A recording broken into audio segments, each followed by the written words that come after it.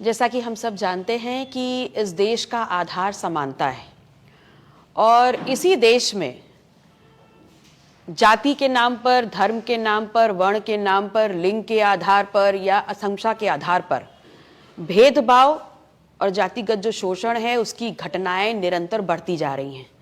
और ये बात हम नहीं कह रहे हैं, ये बात स्वयं सरकार के आंकड़े कह रहे हैं, जो बता रहे हैं कि 118% जो परसेंट है वो हाइक हुआ है तमाम जो उच्च शिक्षा संस्थान हैं वहां पर जातिगत शोषण और भेदभाव के आंकड़ों में। इसी बात को सुप्रीम कोर्ट भी एक्सेप्ट कर रहा है, इसी बात को यूजीसी ने भी एक्सेप्ट किया है और इन्हीं तमाम चीजों के घटनाक्रम के आधार पर ही, चाहे आप रोहित वेमुला का कांड ले लें, चाहे आप दर्शन सोलंकी का ले लें, चाहे आप डॉक्टर पायल तड़वी का ले लें, ये तमाम केस वो केस हैं जो हाईलाइट में आए। इसके अलावा ऐसे तमाम अज्ञात केसेस हैं जो आज भी फाइलों में दबे हुए हैं या जिनको नोटिस नहीं किया गया।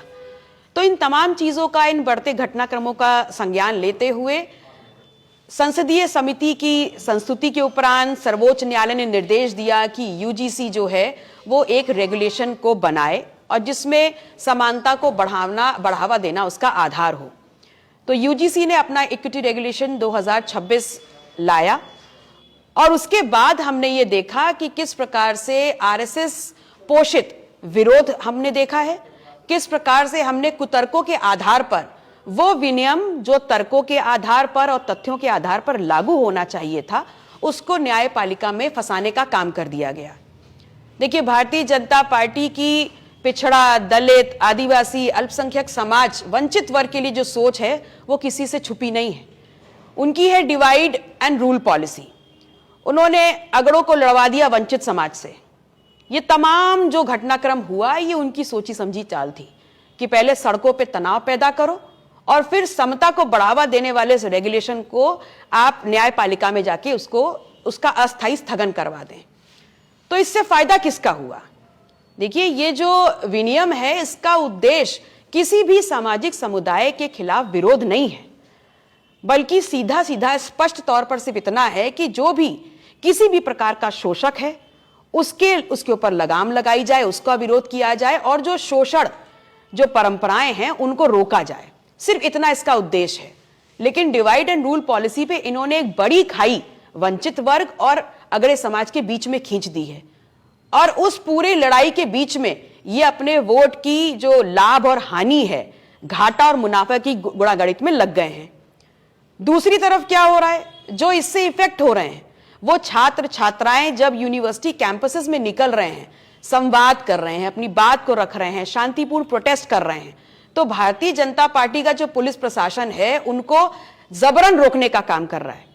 इसका उदाहरण इलाहाबाद यूनिवर्सिटी भी है, इसका उदाहरण बनारस हिंदू यूनिवर्सिटी भी है और इसका सबसे ज्यादा रीसेंट उदाहरण आपका लखनऊ यूनिवर्सिटी है, जहां के छात्र शांतिपूर्ण जो अपना एक धरना है वो परिवर्तन चौक पे कर रहे हैं।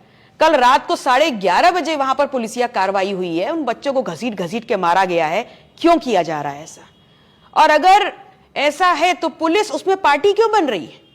पुलिस पार्टी बन रही है और जहां पर ये प्रदर्शन हो रहे हैं, लोग अपनी बात कह रहे हैं, वहां पर जो ये हिंदू एकता वाले जो ढोंगी संगठन है वो पहुंच करके क्या कर रहे हैं?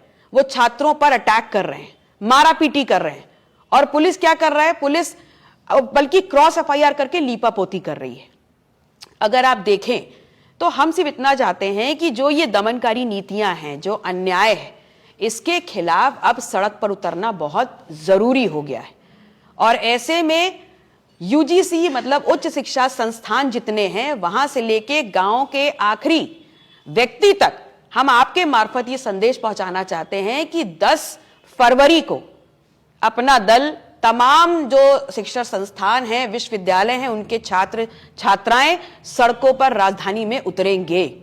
और हमारा सिर्फ इतना उद्देश्य है कि हम पुरजोर इस बात की मांग को रखें कि यूजीसी रेगुलेशन जिसको न्यायिक पालिका में फंसा के रख दिया गया है उसको अविलंब लागू किया जाए और न्याय की जो एक वानगी बनाई गई थी, जो एट्रोसिटीज को खत्म करने के लिए एफर्मेटिव एक्शंस लिए गए थे, उसका पालन किया जाए। सिर्फ इतना हमारा उद्देश्य है और आपके मार्फत में तमाम उन लोगों को जो इस आंदोलन में हमारा सहयोग करना चाहते हैं, चाहे अधिवक्ता साथी हो, चाहे डॉक्टर साथी हो, चाहे शिक्षक हो, चाहे प्रोफेसर्स हो, चाहे छात्र छात्राएं हो, चाहे किसान हो, किसी भी वर्ग से, किसी भी कोण से अगर वो उत्तर प्रदेश के लोग हैं, इस देश के लोग हैं और इस बड़े आंदोलन में अपनी सहभागिता करना चाहते हैं, तो 10 फरवरी को लखनऊ की सड़कों पर हम उतरेंगे।